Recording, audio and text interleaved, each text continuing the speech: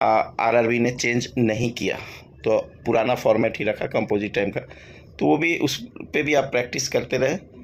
जय हिंद दोस्तों, कैसे हो आप सब। मैं अंजनी कुमार, एक serviceman banker. Hope you all are fine and doing well.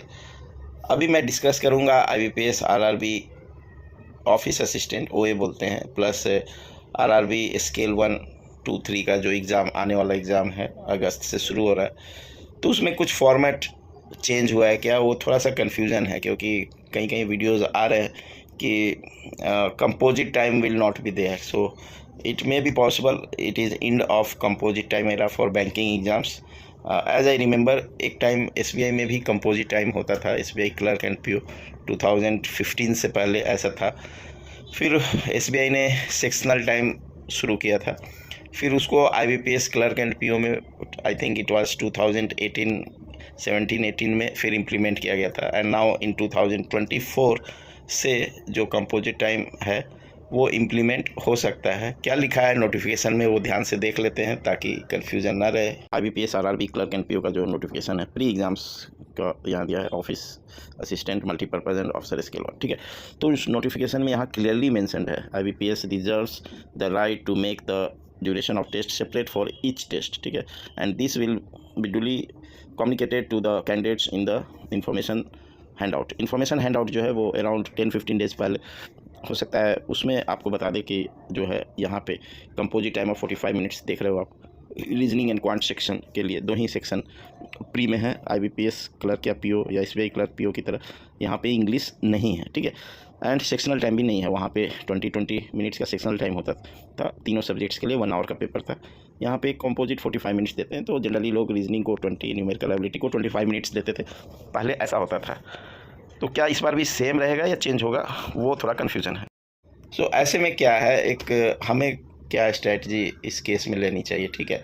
So most of the जो बैंकिंग एस्पिरेंट होते हैं they right IBPS clerk PO भी लिखते हैं, plus SBI clerk and PO का भी एग्ज़ाम दे अपेयर। तो एट प्रेजेंट आपको दोनों तरह के मॉक्स प्रिपेयर करने होंगे। If you are good in English and आप इंग्लिश ही आरआरबी पीओ या आरआरबी क्लर्क ऑफिस असिस्टेंट जो है उसमें आप मेंस के लिए इंग्लिश ही प्रिपेयर करना चाहते हैं, तो अच्छा होगा कि आप जो मॉक टेस्ट लगाए वो आईबीपीएस क्लर्क का लगाएं, ठीक है।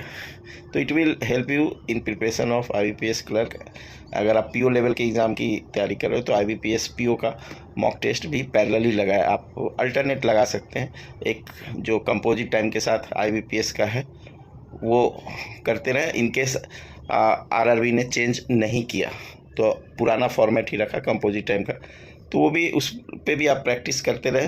एंड अगर लास्ट मोमेंट पे 10 या 15 दिन पहले एग्ज़ाम से अगर ये आ जाता है कि yes sectional time will be there, then you should be prepared. तो फिर आपको जो आईबीपीएस क्लर्क एंड पीओ का जो आप मॉक्स लगाओगे तो वहाँ पे फिर जो आपको 20 मिनट्स मिलते हैं ऑलमोस्ट वही आपको हेल्प करेगा। तो you will not get surprise with the format कि अरे फॉर्मेट लास्ट मोमेंट पे चेंज हो गया एग्ज़ाम से जस्ट पहले। तो क्या होता है, generally most of the aspirants जो हैं रीजनिंग पे ज़्यादा समय देकर रीजनिंग टोटल क्वेश्चंस वो attempt 40 out of 40 questions attempt करने की कोशिश करते हैं। क्वांट में वो थोड़ा कम भी अटेम्प्ट हुआ, कंपोजिट टाइम में ऐसे मैनेज हो जाता था। लेकिन जब आपको सेक्शनल टाइम दिया जाएगा तो आपके टाइम डिवाइड कर दिए जाएंगे, एंड इन दैट केस आप 40 आउट ऑफ 40 शायद रीजनिंग में अटेम्प्ट ना कर पाओ, या फिर आप जो है क्वांट को जो इग्नोर करके भी कुछ एस्पिरेंट्स का प्री क्लियर हो जाता था, ठीक है।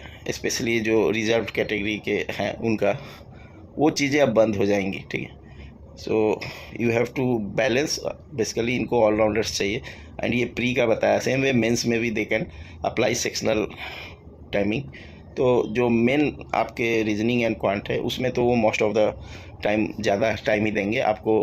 कंप्यूटर मेंस में कंप्यूटर भी है, वहाँ पे सेक्शनल टाइमिंग कम हो सकता है, ठीक है। और जीए के लिए कम हो सकता है, जैसे कि आपको आईबीपीएस क्लर्क या पीओ में होता है या एसबीआई क्लर्क या पीओ में होता है। तो सिंपल सॉल्यूशन है कि आप पैरेलली देखिए, कुछ दिनों बाद आईबीपीएस क्लर्क पीओ का भी नोटिफिकेशन आने वाला है, तो आपको बैलेंस करके मॉक टेस्ट दे।